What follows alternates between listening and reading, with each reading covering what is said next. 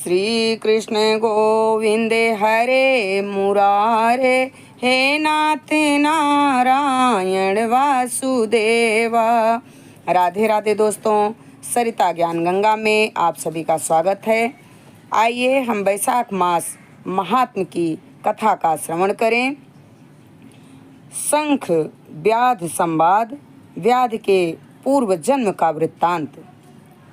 श्रुतदेव जी कहते हैं, राजन, पंपा के तट पर कोई शंख नाम से प्रसिद्ध परम यशस्वी ब्राह्मण थे, जो बृहस्पति के सिंह राशि में स्थित होने पर कल्याणमयी गोदावरी नदी में स्नान करने के लिए गए।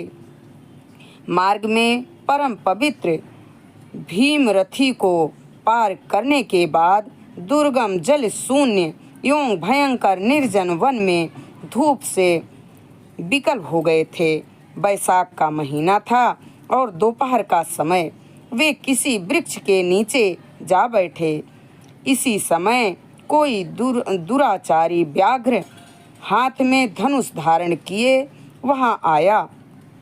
ब्राह्मण के दर्शन से उसकी बुद्धि पवित्र हो गई और वह इस प्रकार बोला, मुने, मैं अत्यंत दुर्बुद्धि एवं पापी हूँ।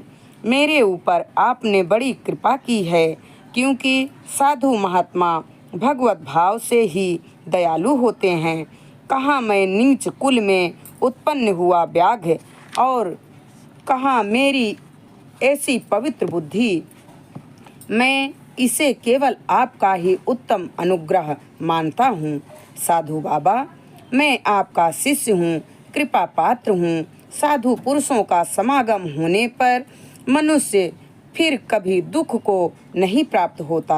अतः आप मुझे अपने पापनाशक वचनों द्वारा ऐसा उपदेश दीजिए, जिससे संसार भय बंधन से छूटने की इच्छा करने वाले मनुष्य अनायास ही भवसागर से पार हो जाते हैं।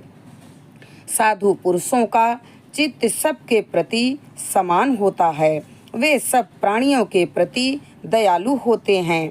उनकी दृष्टि में ना कोई नीच है, ना कोई ऊंच, ना कोई अपना, ना कोई पराया। मनुष्य संतप्त होकर जब जब गुरुजनों से उपाय पूछता है, तब तब वे उसे संसार बंधन से छुड़ाने वाले ज्ञान का उपदेश करते हैं।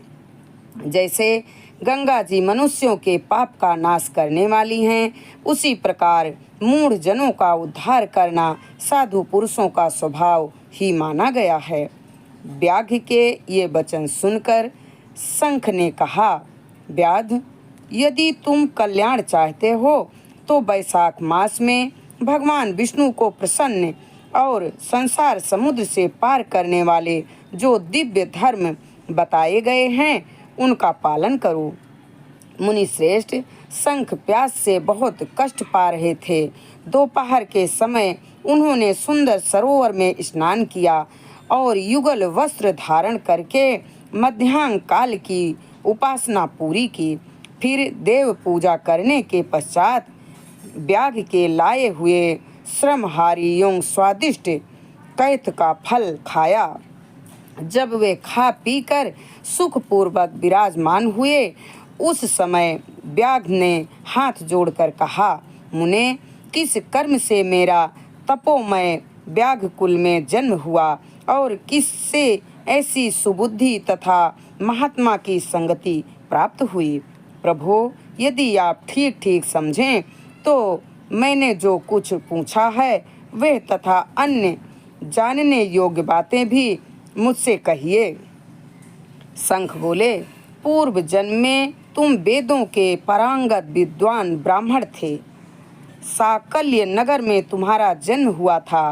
तुम्हारा गोत्र श्री वत्स और नाम स्तंभ था। उस समय तुम बड़े तेजस्वी समझे जाते थे, किंतु आगे चलकर किसी वेश्या में तुम्हारी आसक्ति हो गई। उसके संग दोष से तुमने नित्य कर्मों को त्याग दिया और शूद्र की भांति घर आकर रहने लगे। यद्यपि तुम सदाचार शून्य दृष्टि तथा धर्म कर्मों के त्यागी थे, तो भी उस समय तुम्हारी ब्राह्मणी पत्नी कांतिमती ने वेश्या सहित तुम्हारी सेवा की। वे सदा तुम्हारा प्रिय करने में लगी रहती थी। वे तुम दोनों के पैर धोती, दोनों की आज्ञा का पालन करती और दोनों से नीचे आसन पर सोती थी। इस प्रकार वेश्या सहित पति की सेवा करती हुई उस दुखनी ब्राह्मणी का इस भूतल पर बहुत समय व्यतीत हो गया। एक दिन उसके पति ने मूली सहित उड़द खाया और तिल मिश्रित निष्पाप भक्षण किया। उस अपच्य भोजन से उसका मुख पेट चलने लगा और उसे बड़ा भयंकर भगंदर रोग हो गया। वह उस रोग से दिन रात जलने लगा। जब तक घर में धन रहा तब तक वेश्या भी वहाँ टिकी रही। उसका सारा धन लेकर पीछे उसने उसका घर छोड़ दिया।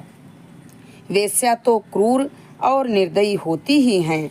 उसे छोड़कर दूसरे के पास चली गई। तब वह ब्राह्मण रोग से व्याकुल चित्त हो रोता हुआ अपनी स्त्री से बोला, देवी, मैं वेश्या के प्रति आसक्त और अत्यंत निष्ठुर मनुष्य हूँ, मेरी रक्षा करो। सुंदरी, तुम परम पवित्र हो, मैंने तुम्हारा कुछ भी उपकार नहीं किया।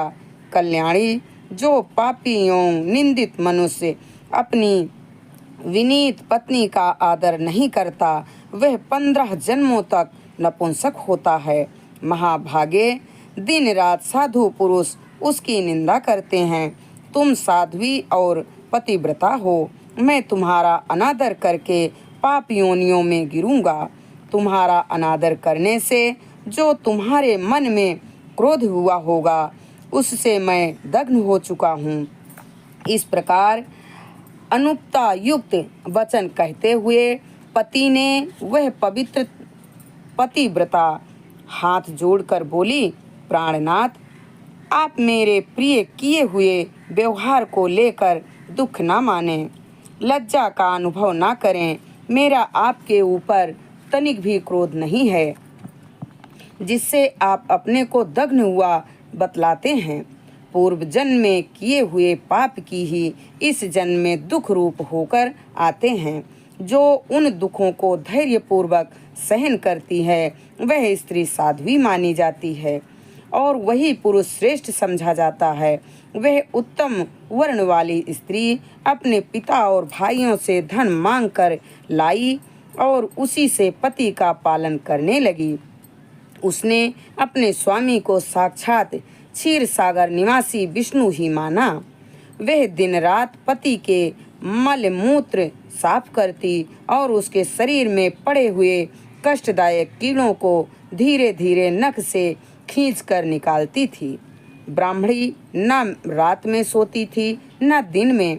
अपने स्वामी के दुख से संतप्त होकर वह दुखिनी सदा इस प्रकार प्रार्थना किया करती थी, प्रसिद्ध देवता और पितर मेरे स्वामी की रक्षा करें, इन्हें रोगहीन एवं निष्पाप कर दें। मैं पति के आरोग्य के लिए चंडिका देवी को भैंस का दही और उत्तम अन्न चढ़ाऊंगी। महात्मा गणेश जी की प्रसन्नता के लिए मोदक बनाऊंगी। 10 शनिवारों का उपवास करूंगी तथा मीठा और घी नहीं खाऊंगी। मेरे पति रोगहीन होकर 100 वर्ष जिएं। इस प्रकार वह देवी प्रतिदिन देवताओं से प्रार्थना किया करती थी। उन्हीं दिनों कोई देवल नामक महात्मा वहां आए। बैसाख मास में धूप से पीड़ित थे। सायंकाल के समय उस ब्राह्मण के घर में उन्होंने पदार्पण किया। ब्राह्मणी ने महात्मा के चरण धोकर उस जल को मस्तक पर चढ़ाया और धूप से कष्ट पाए हुए महात्मा को पीने के लिए शरबत दिया। प्रातःकाल सूर्योदय होने पर मुनि जैसे आए थे वैसे चले गए। तदनंतर थोड़े ही समय में उस ब्राह्मण को सन्निपात हो गया। ब्राह्मणी सोंठ, मिर्च और पीपल लेकर जब उसके मुख में डालने लगी, तब उसने पत्नी की उंगली काट ली। उसके दोनों दांत सहसा सट गए और ब्राह्मणी की उंगली का वह कोमल खंड उसके मुख में ही रह गया। उंगली काटकर वह वेश्या का ही चिंतन करता हुआ वह ब्राह्मण मर गया। तब उसकी पत्नी कांतिमती ने कंगन बेचकर बहुत सा ईंधन खरीदा और चिता बनाकर वह साध्वी पति के साथ उसमें जा बैठी। उसने पति के रोगी शरीर का गाढ़ आलिंगन करके उसके साथ अपने आप को भी चिता में जला दिया। शरीर त्याग कर वह सहसा भगवान विष्णु के धाम को चली गई। उसने बैसाख मास में जो देवल मुनि को शरबत पिलाया और उनके चरणोदक को शीश पर चढ़ाया था, उससे उसको योगी गम्य परम पद की प्राप्ति हुई। तुमने अंतकाल में वेश्या का चिंतन करते हुए शरीर त्याग किया था, इसीलिए इस घोर व्याधि के शरीर में आए हो और हिंसा में आसक्त हो, सबको उद्वेग में डाला करते हो। तुमने बैसाख मास में मुनि को शरबत देने के लिए ब्राह्मणी को अनुमति दी थी। उसी पुण्य से राजा व्याध होने पर भी तुम्हें सब सुखों के एकमात्र साधन धर्म विषयक प्रश्न पूछने के लिए उत्तम बुद्धि प्राप्त हुई है। तुमने जो सब पापों को हरने वाले मुनि के चरणोदक को सिर पर धारण किया था, उसी का यह फल है कि वन में तुम्हें मेरा संग मिला है। हम इस वीडियो को यहीं पर संपन्न करते हैं। आगे की जानकारी अगले वीडियो में। हरे राम राम राम हरे हरे, हरे कृष्णा कृष्णा कृष्णा हरे हरे। श्री लक्ष्मी नारायण भगवान के चरणों में हमारा कोटि कोटि प्रणाम स्वीकार हो। श्री गंगा मैया के चरणों में हमारा कोटि कोटि प्रणाम स्वीकार हो।